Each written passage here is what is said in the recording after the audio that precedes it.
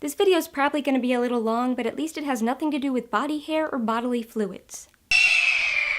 So Changu, your truth for me was to pick the best piece of writing I've ever done and explain why it's the best and read some of it, which is kind of technically a dare, but I'll let it slide. I have a weird relationship with the things I create, whether it's writing or videos or drawings or whatever, where I don't get attached to them. So I had a really hard time thinking of the best piece of writing I've ever done, and I had to go back through some of my old files to see if I could find anything that would jog my memory.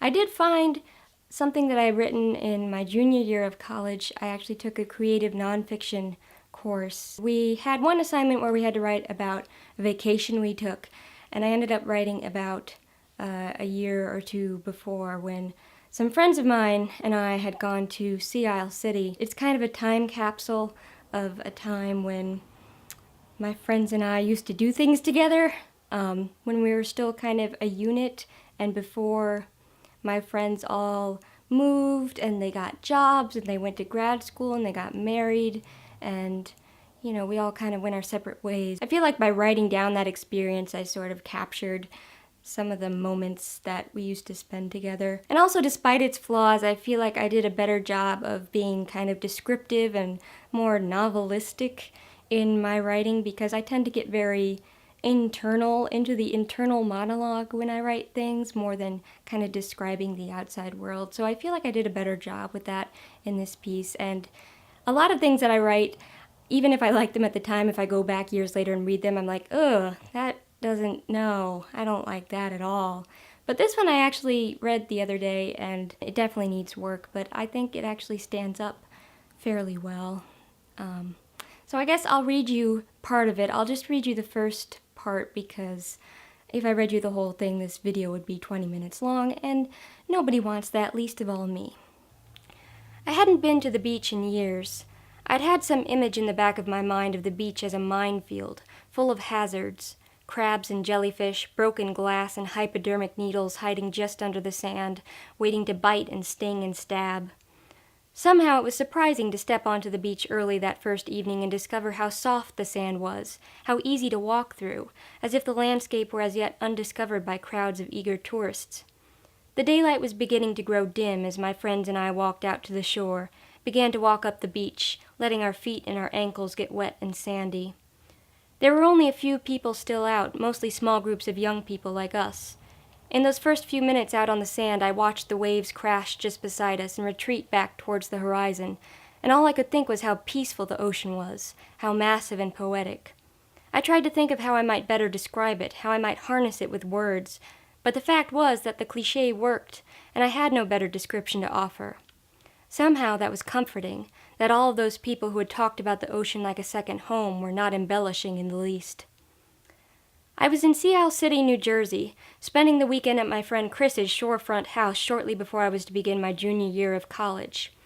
Despite the fact that his family had owned the house for years, that summer was the first time I had been invited there, along with Ashley and Laura, my closest friends since middle school. They were among the few people I kept in touch with after high school, the only people I would think to spend time with in the months spent at home for academic breaks. This would be the last opportunity for the four of us to spend time together before we went our separate ways at the onset of the new school year. "I think I'm going to get up early tomorrow and go beachcombing," Laura said, walking slowly with an eye on the ground, long brown hair hanging in a ponytail down her back.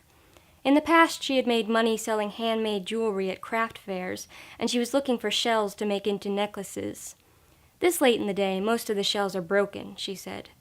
She spoke with the authority of someone who had been to the beach plenty of times before, or perhaps it was just common sense. In any case, she was very businesslike, very discerning. All of the intact shells looked pretty to me, but she never seemed to find whatever it was she was looking for. I fully believed that she would keep her resolution and snatch up all the best seashells at dawn the next day, being the industrious self-starter she was. But when the next morning came around, she was one of the last to wake up.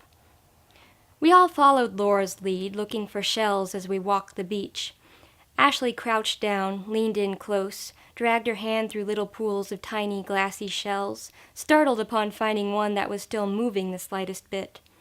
A number of times the rest of us would continue on our way up the shoreline as she studied the shells very carefully many paces behind us.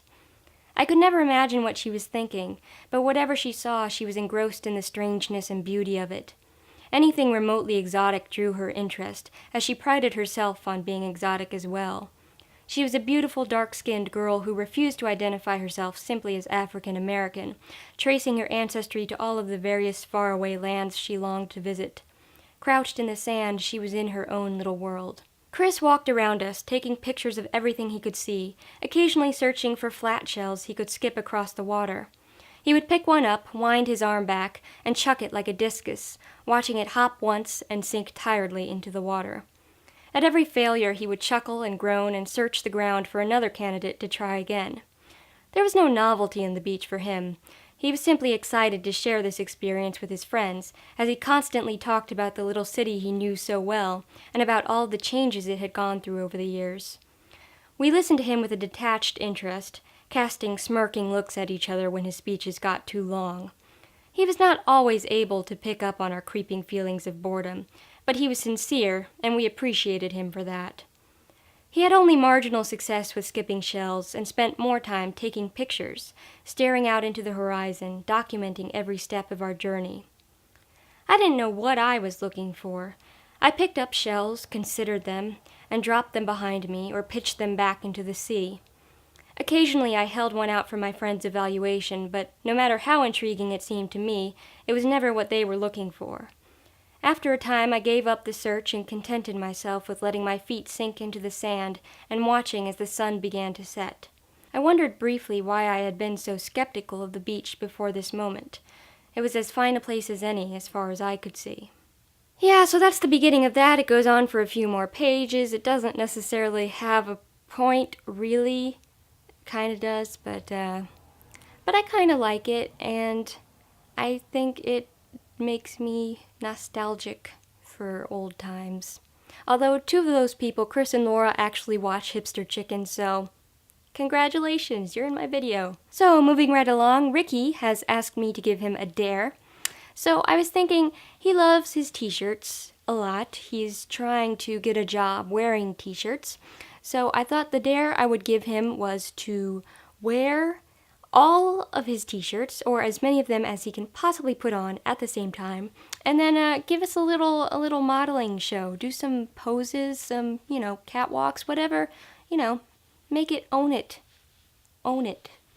So I will see you tomorrow, Ricky, and for those of you who want to leave video responses, remember, you just have to send a message to us at hipsterchicken telling us if you want a truth or a dare and who you want it from, and we will tell you. I've already sent messages to a couple of people, and then just make a video response before Saturday, and you can be in the Saturday video. So, until next time, peace out, home nuggets. I really gotta get a better outro.